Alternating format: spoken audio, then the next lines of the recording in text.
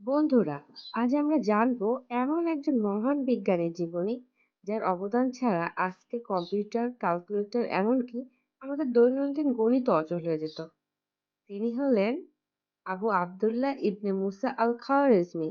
হ্যাঁ, তিনি গণিতের জনক, আলজেব্রার প্রতিষ্ঠাতা এবং আধুনিক অ্যালগরিদমের উদ্ভাবক। তোমরা জানো আজ আমি তোমাদের কি শোনাবো? আজ আমি তোমাদেরকে জানাতে এসেছি বিজ্ঞানী আল খাওয়ারিজমির জীবন বৃত্তান্ত। আল-খাওয়ারিজমির জন্ম হয় আনুমানিক ৭৮০ খ্রিস্টাব্দে উজবেকিস্তানের খাওয়ারিজম শহরে।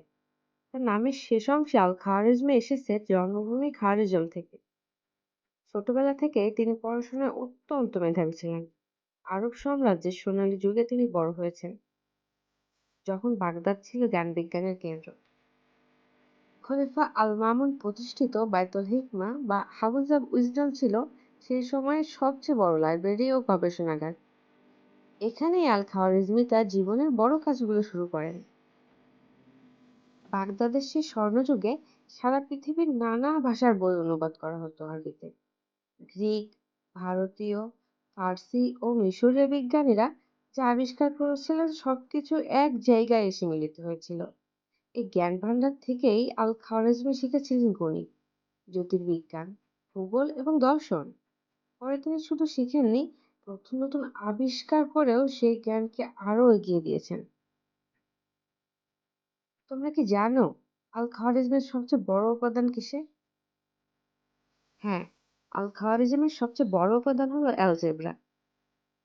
তার লেখা বিখ্যাত গ্রন্থ আল-কিতাব আল-মুক্তাসার ফি হিসাব আল-জাবর অল-মুকাবালাতে প্রথমবারের মতো সমীকরণ সমাধানের নিয়ম লেখা হয়। অনেক আগে মানুষ শুধু যোগ বিয়োগ জানত, কিন্তু জটিল সমীকরণ বা অজানা সংখ্যা নির্ণয় করার কোনো নিয়ম ছিল না। আল-খাওয়ারিজমি সেই নিয়ম তৈরি করলেন। আজকের স্কুল কলেজে আমরা যে x+2=5, তাহলে x=3 সমাধান করি, তার ভিত্তি স্থাপন করেছিলেন তিনি। তোমরা এখন বুঝতে পারছো তো আমাদের স্কুলের এই বীজগণিতটা কোথা থেকে আসলো? হ্যাঁ, আমাদের এই বীজগণিত কিন্তু আল খাওয়ারিজমি থেকে এসছে। এবার তোমরা জানতে পারবে সবচেয়ে ইন্টারেস্টিং একটা তথ্য। কি জানতে চাও? হ্যাঁ, আল খাওয়ারিজমির নাম থেকে এসেছে অ্যালগরিদম শব্দটি। কম্পিউটার প্রোগ্রামিং এর মূল ভিত্তি হলো অ্যালগরিদম, ধাপে ধাপে কোনো সমস্যার সমাধানের নিয়ম। তার কারণে আজ আমরা কম্পিউটার, মোবাইল, অ্যাপ এবং ক্যালকুলেটর ব্যবহার করতে পারি। কি অবাক করা বিষয় না বলো? যে জিনিসগুলোকে আমরা এত আধুনিক ভাবি, অথচ সেই জিনিসগুলোর ভিত্তি আবিষ্কার হয়েছে আরো 1200 বছর আগে। ভাবা যায়? এবার আল-খাওয়ারিজমির আরো একটি ইন্টারেস্টিং অবদান শোনো, শূন্য এবং দশমিক সংখ্যা পদ্ধতি, যেটা ছাড়া আমাদের গণিত সম্পূর্ণ অচল। ভাবতে পারো এই শূন্য এবং দশমিক সংখ্যা পদ্ধতির আবিষ্কারক কে? হ্যাঁ, এই শূন্য এবং দশমিক সংখ্যা পদ্ধতি আরব বিশ্বে প্রচলন করেন তিনি। 0, 1, 2, 3 এগুলো ব্যবহার করি, তার একমাত্র কারণই কিন্তু তিনি। শুধু গণিতই নয়, জ্যোতির্বিজ্ঞান ও ভূগোলেও তার অবদান কিন্তু অসাধারণ। তিনিই প্রথম সূর্য, চন্দ্র, গ্রহ, নক্ষত্রের অবস্থান নির্ণয় করার জন্য টেবিল তৈরি করেছিলেন। ভূগোলে তিনি পৃথিবীর মানচিত্র তৈরি করতেন, শহর ও দেশগুলোর সঠিক স্থানাঙ্ক বের করতেন। খলিফা আল মামুন তাকে পৃথিবীর পরিধি মাপার দায়িত্ব দিয়েছিলেন, যা তিনি নির্ভুলভাবে সম্পন্ন করেছিলেন। তাহলে কি এবার তোমরা বুঝতে পারছো আমরা স্কুল, কলেজ বা ইউনিভার্সিটিতে যে বিশাল বিশাল বীজগণিত এবং ভূগোলের রহস্যের সমাধান করে থাকি, সেটা কিন্তু মূলত তার হাত ধরেই সেই 1200 শতাব্দীতে আমাদের কাছে এসেছে। আল-খাওয়ারিজমির লেখা বইগুলো পরে ল্যাটিনে অনুবাদ হয়। 1200 শতাব্দীতে সেগুলো ইউরোপে পৌঁছায়।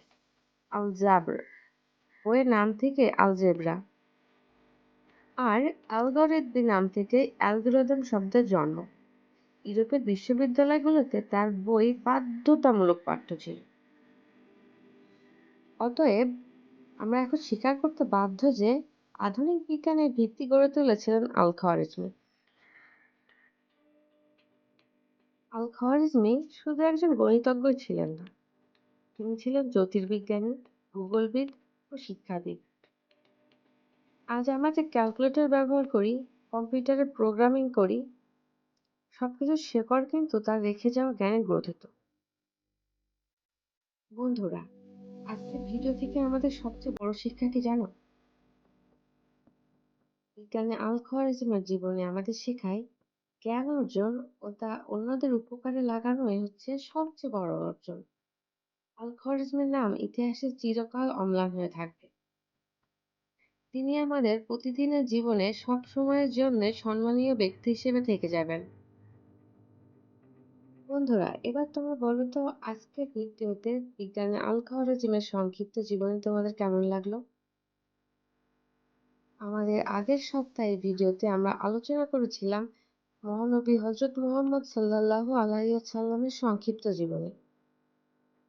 এবার থেকে আমরা চেষ্টা করব প্রতি সপ্তাহে একজন বিখ্যাত মনীষীদের জীবনী আলোচনা করতে, যার মাধ্যমে তোমরা জানতে পারবে আমাদের আধুনিক বিশ্বের জ্ঞান বিজ্ঞানের যে প্রচলনটা, সেটা কিন্তু একদম এখনই আবিষ্কৃত হয়নি, সেটা প্রাচীনকাল থেকে হয়ে আসছে এবং সে বিখ্যাত মনীষীদের অবদান অনস্বীকার্য।